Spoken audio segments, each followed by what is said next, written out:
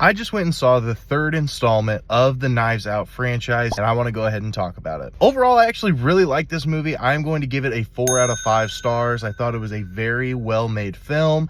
Now, keep in mind, this is one of my favorite movie franchises of all time, so of course I love this movie. However, there was a lot of good in it. I really enjoyed the acting in this movie. The acting was really well done. And Knives Out always seems to pick A-list actors that you will recognize their face and slap them into these movies, and a lot of these actors haven't really been in a situation like this before, and they excelled. They absolutely excelled, and it was a great thing to watch. Not to mention, if you liked the first one, I think you will really like this one as well.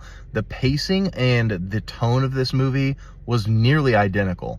The way that the pacing went, you get introduced to all these new characters, you figure out their backstories, why they're involved, and you just start to figure out more and more about them. Then after getting a good idea, then you finally do see the murder, then you do finally figure out all the motives as to why it could possibly be them. And then there's so many twists and turns along the way. It's just a fantastic experience to be a part of. And because of just how incredibly fast-paced this movie is, it keeps you on the edge of your seat the entire time. The twists were definitely twists that you would see in a Knives Out movie, some that you just were not expecting, some that had very distant ties that you probably weren't going to put 2 and 2 together on, and it was a really fun watch. Now, I do want to talk about my one and only con with the movie, and truthfully, this is my only con on the movie, so if you haven't seen it already, please skip off of this. Please skip off of this. I do not want to spoil anything.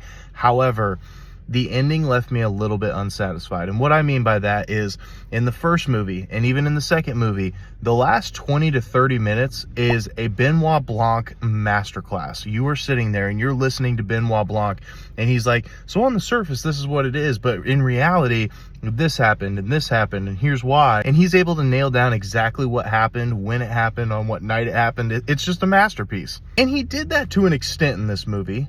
He started to. And with the initial murder, he figured it out. However, he didn't figure out the big mystery that was at the end.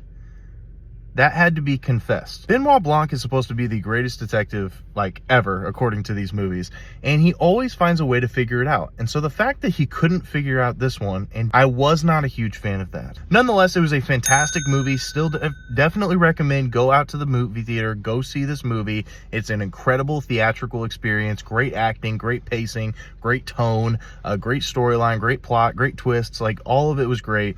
Just had a slight problem with the ending. Let me know what you thought down below, if you guys agreed with me, and let me know if you guys enjoyed this movie just as much as I did.